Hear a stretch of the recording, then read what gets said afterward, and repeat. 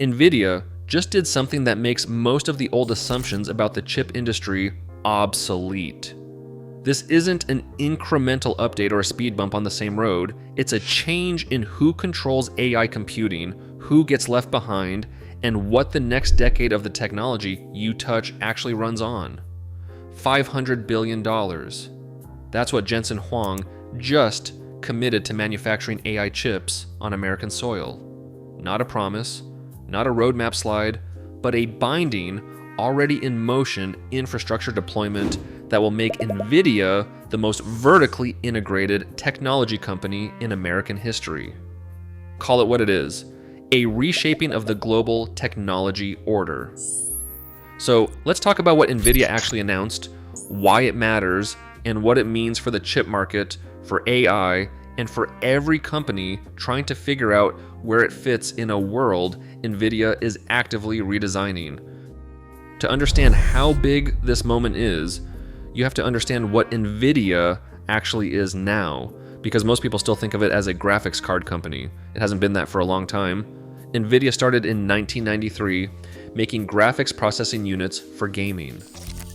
Jensen Huang, the co-founder and chief executive officer, built the company around one bet: that parallel processing, running thousands of calculations at once instead of one after another, was the future of computing. Gaming needed it for rendering. Almost nothing else seemed to at the time, and for about a decade that looked like a niche play. Then machine learning researchers found that the same parallel architecture that rendered game frames was unusually good at training neural networks. Nvidia didn't plan that.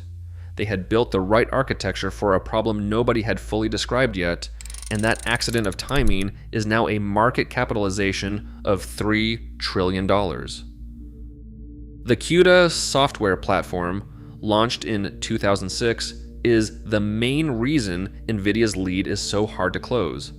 CUDA is the programming environment developers use to write code for Nvidia GPUs. Nearly every AI researcher, data scientist, and model trainer has spent the last 15 years writing in it. Moving that entire ecosystem to a competitor's hardware isn't really a technical problem.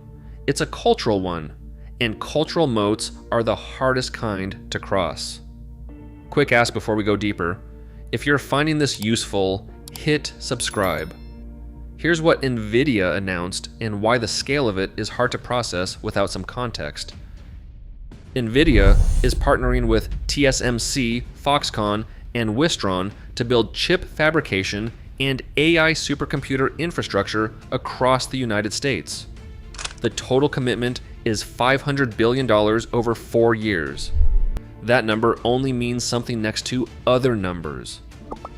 Intel's entire market cap is roughly $90 billion. The US government's CHIPS Act, the law meant to rebuild American semiconductor manufacturing, put up $52 billion in subsidies. Nvidia is committing nearly 10 times that privately without waiting on Washington. The first Blackwell chips made on American soil are already coming out of a TSMC facility in Phoenix, Arizona.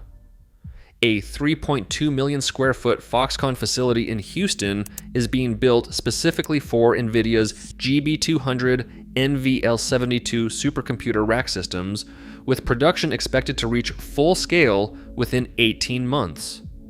Huang's framing was deliberate. The engines of the world's AI infrastructure are being built in America for the first time. That's less a marketing line than a geopolitical statement. Let's put real figures on the table, because the scale doesn't land until you see the data. In fiscal year 2025, Nvidia's data center revenue hit $115 billion, up 142% from the year before. That's one division in 1 year, growing 142%. For comparison, Intel's total revenue in 2024 was $53 billion. AMD's was $25 billion. Nvidia's data center business alone brought in more than twice what all of Intel produced. net profit for fiscal 2025 came in at $72.9 billion, with gross margins above 73%. In an industry where 40% margins are considered exceptional, Nvidia is running at nearly double that. The Blackwell architecture, Nvidia's current AI chip, is already sold out through 2026. Not low on stock, sold out. Companies are on waiting lists to spend hundreds of millions of dollars on chips that haven't shipped yet. Microsoft, Google, Amazon, and Meta together are expected to spend over $320 billion on AI infrastructure in 2025, and most of that spending flows straight to Nvidia. These aren't small customers haggling over price. They're the 4 largest technology companies on Earth, and they can't get Nvidia chips fast enough.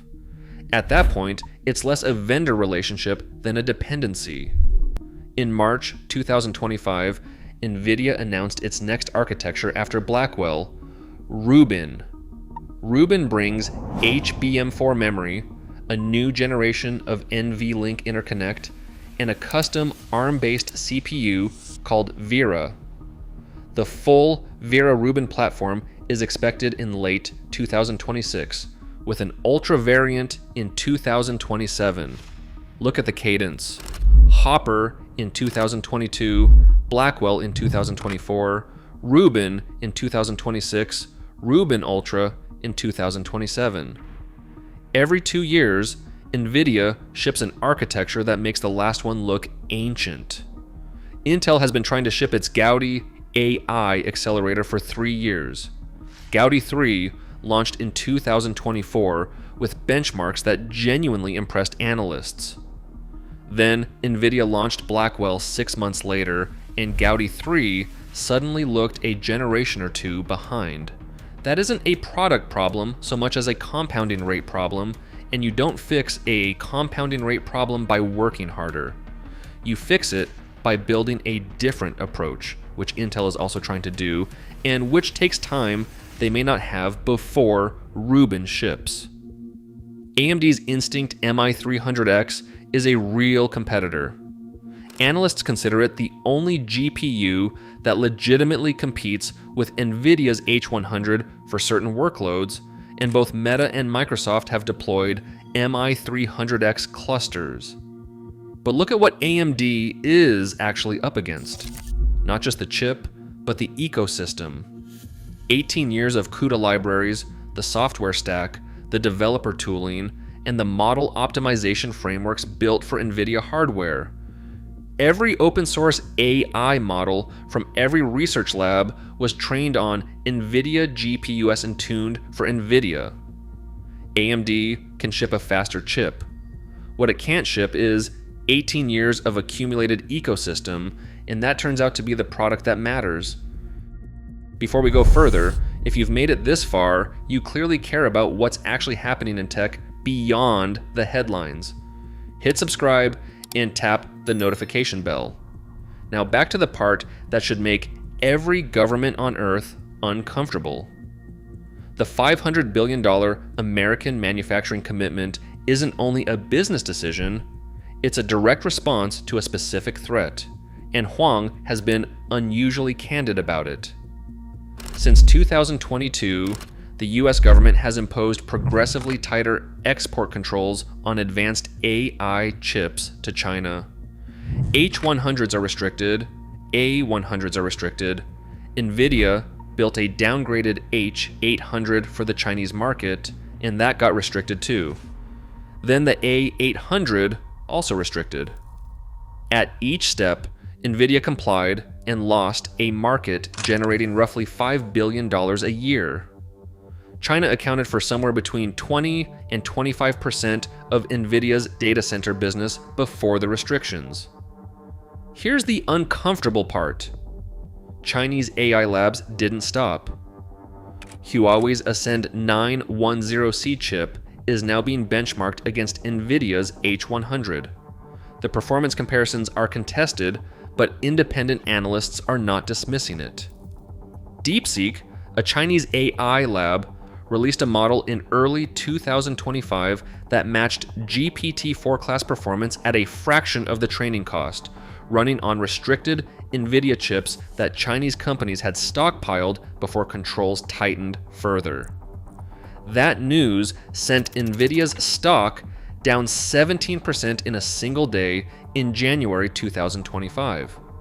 Not because DeepSeek proved Nvidia's chips were unnecessary, but because it suggested the amount of compute needed to build Frontier AI might be lower than the market assumed, which cuts straight at the justification for $320 billion in annual infrastructure spending.